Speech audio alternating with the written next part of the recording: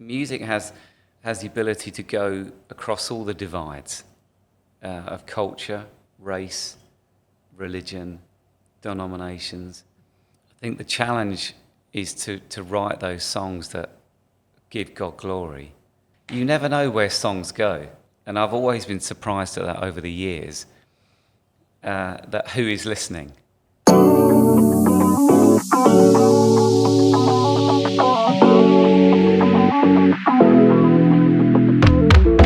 Ladies and gentlemen, welcome to another round of Courageous Conversation. It's a joy for me to introduce to you Martin Smith. He needs no introduction. And Martin, welcome back to India. Is this after 8 years that you're here? Yeah, thank you so much for having me. It's been a long time, but I'm very honoured to be back on Indian soil, yeah. What is your impression about India?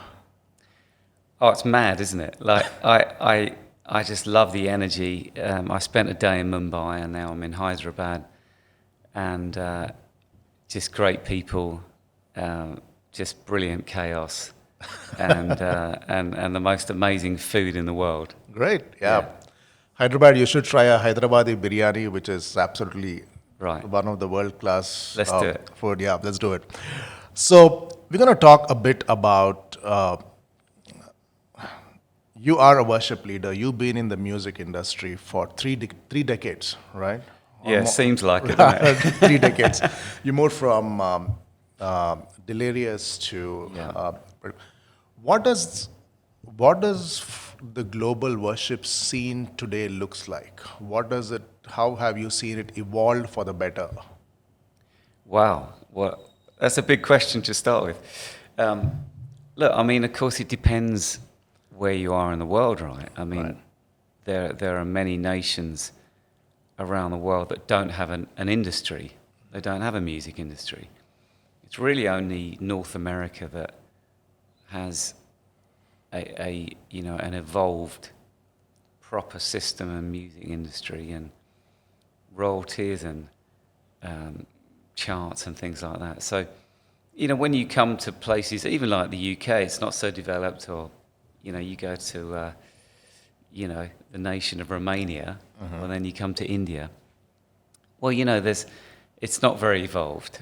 And so then you find different levels of connection with that. The reasons why people are involved in it are all different. Right. So, there's not one answer to that question, but of course, a lot of the music that we consume globally does come through Nashville. It comes through those record labels and through the Nashville pipe in America. And so, yeah, in a sense, we are consumers from American music, and of course, it's amazing, Right. But the challenge is for all the nations to write their own music. Right, true. I mean, what you said is true, because every nation has a different culture. Every nation has, the people living in that country have different kind of identities, right? And if everything is evolving from Nashville, as you mentioned, which we see so, but sometimes culture gets missed out. So have you seen music evolve, or worship music evolve in different cultures differently? Do you have anything that strikes you when it comes to music and culture of different countries going together? Sure. I mean, you find gold everywhere you go, don't you? And like here, like we're in Hyderabad, and there's an amazing group of people, faithful worshippers, songwriters, musicians, filmmakers, you name it. Everyone is here.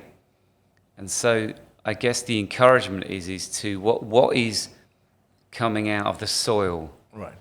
in this nation. What is the sound of India? Rather than what is the sound of America, or what is the sound of the UK, or what is the sound of Australia? What's the sound that is coming out of the soil in India, and what does God want to say to your nation through music?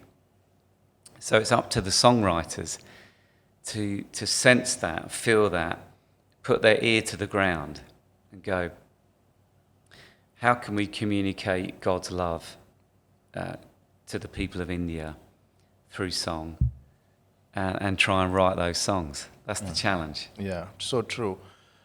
So does that mean that music as such has a voice to shape the culture, especially when it comes to evils in a culture or the wrongdoings that are there in a culture? Do you feel that music has a message to give, to shape the society? Well, of course, yeah. I mean, the world without music would be very sad, wouldn't it? And I think that songs and music have the ability to get to places where maybe a preach can't, or theology. Right. You know, music has the ability to go across all the divides of culture, race, religion, denominations. It just has the ability to do that. It can get to places where it's not allowed to be. So I think the challenge is to write those songs that give God glory, and then you let them go, don't you? And then you never know where they go. You know, government officials listen to music, sports personalities listen to music, famous actresses listen. You never know where songs go. And I've always been surprised at that over the years, that who is listening. And it's always the most unlikely people. So if I may ask you, what motivated you to do what you're doing? Where did it all start for you? Well, I guess the motivation goes right back to, you know, I'm 8 years old. I'm a kid living in England. I have a revelation of who Jesus is, give my life to him. And, you know, it's quite young to be doing that. And then, you know, I left home at the age of 17. I remember someone praying for me to be filled with the Holy Spirit. That was 19. And I would say my life radically changed at that point. And I started writing music. And, you know, I didn't really know they were worship songs, but that was the journey that I was on. And I guess from that moment, I've given my life to trying to help people connect with God with the songs that I'm writing. You know, that's the simple thing really, is how can I write some music that will help people on their God journey. Right. Whether they're sitting on a train or praying or, you know, bringing up children or in a workplace, hopefully that music can help people. So when you look at songwriting, or when you look at, like, in a UK context where you come from, when you look at songwriting or when you produce songs, how do you ensure that the culture of UK or the society of UK is receiving the message that you want to give? Do you do any research? Do you do any, like, you all check with people? I mean, Yeah. what kind of conversations you have? Well, it's not my responsibility to be culturally relevant. You know, I'm just a songwriter. You know, Right. and anyway, what is the definition of being relevant? You know, or affecting culture? Who knows? But my first responsibility is to write the songs that God's giving me and release them. That's my only responsibility. Right. I can't think too deeply about it. They're just songs. But at the moment, I'm living with the theme of joy. And so all the songs are about that theme. Is that culturally relevant for the UK? Who knows? But I'm letting it go. Right. And hopefully in time that will bear fruit. Yeah. That song has been a big revelation to people here in India. Great. Because it's huge. Literally every church in Hyderabad knows the song. They sing it. And I think when you do that music, I'm sure you'll find a lot of people joining in. Wow. So let's talk a bit about the worship leader and his life. We hear a lot of teaching around what worship leaders should do, how they should produce songs. But I think my question for you is, in India is a country which is emerging, like so many faiths, cultural differences, so many languages.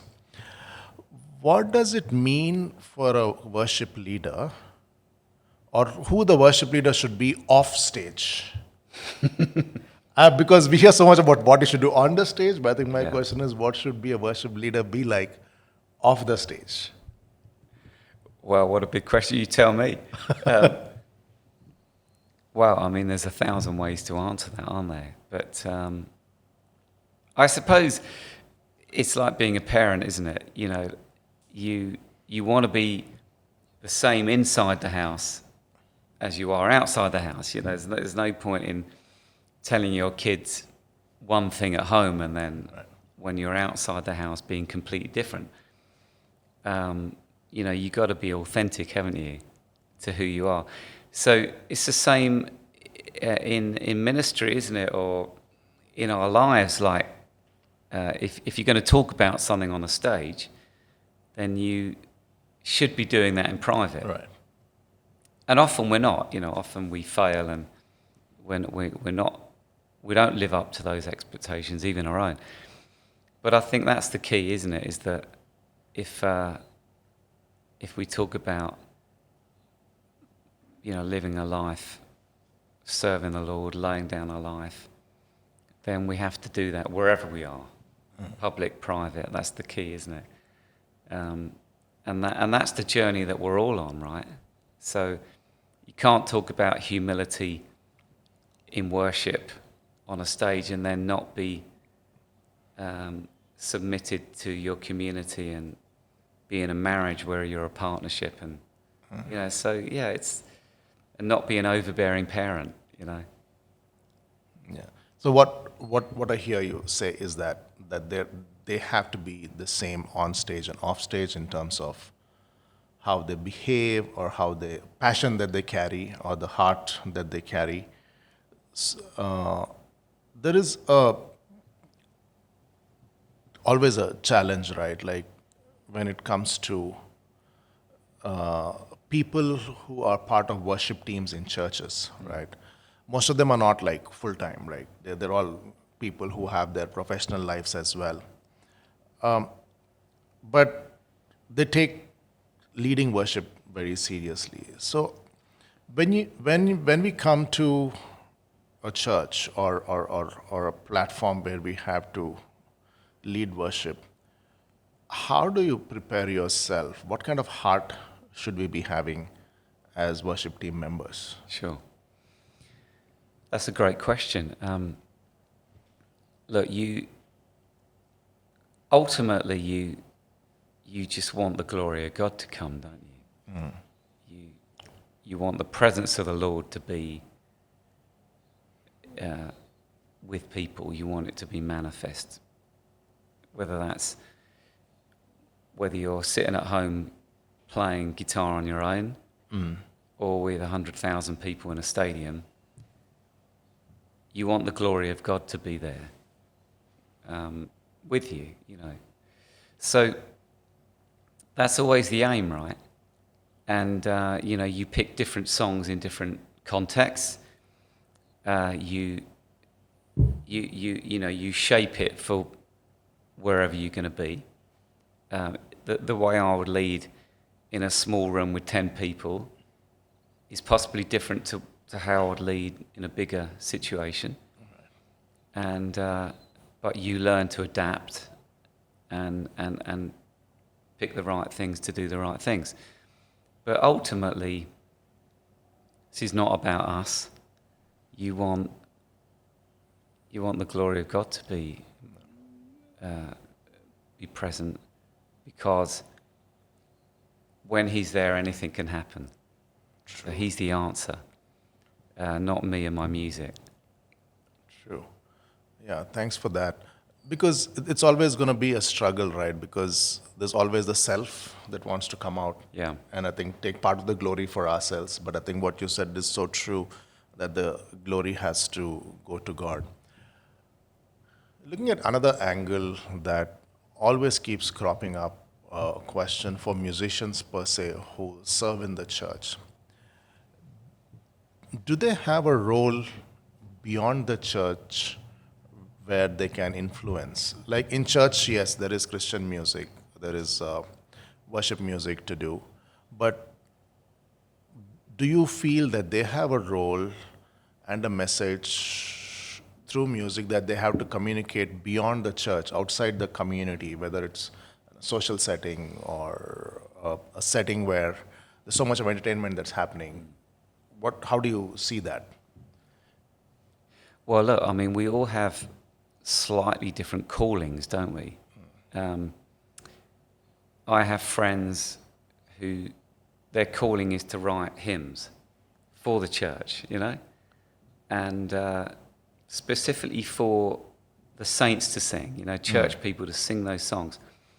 I think of a song like 10,000 Reasons, you know, what an amazing song in our time that Matt wrote. And then there are other people I know who are equally filled with the Holy Spirit, anointed, that write songs for the world, you know, for Saturday, Right. you know, and they might appear on mainstream radio. And I've got many friends like that that love the Lord so much, but are also writing songs that, you know, are going to be heard by people that would never come to church. Right. So I think you have to appreciate both in the same way. And then you have people that can do a bit of both. Right. So there isn't one route, is there? True. I think that people, musicians, artists, painters, songwriters, filmmakers, sculptors, photographers, we all uniquely express the love of Christ in a unique way that he's asking us to do. And so we must be faithful to that and not all copy each other and think that the only thing that God likes is the Sunday songs.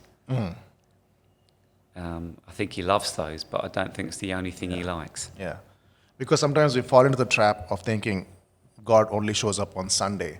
Yeah. But I believe God shows up every day of the week. And I Yeah. think and he wants to use us to influence community at large as well. We are called to be a salt and light of this world. One last question before we close this round of conversation is, what is the one thing that you feel that musicians or worship leaders should focus on in this generation? What's on your heart? What would you advise? Oh, what a question. I mean, I can only talk for myself. Where I'm at is that I'm leaving more and more space when I'm leading worship. So, not song. I think the world needs time to reflect and to listen more, to meet God in the silence space. So I'm allowing more and more time for that, and realizing this is about him. You know, it's not about my song list. So if I can create an atmosphere where people can connect with God, then that's a real win for me. So I would encourage musicians to be creative and not be too religious. You know, get caught in a box that they think everyone is expecting, and also, you know, for you guys in India is to express yourselves as Indians, you know, and be brave in that and not copy the Western music scene too much. Right.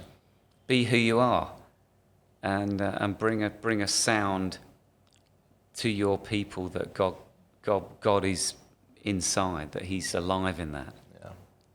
Thank you. Thank you very much. We will be hearing more from Martin, but I want to end on this note that we in India need to be sensitive to what God is doing here and make sure people hear the sound of this country so that when we do worship music, when we write songs, when we produce music, we always are sensitive to what God is trying to do here. Martin, thank you for all the Thank you. suggestions and great to have you here. Thank you.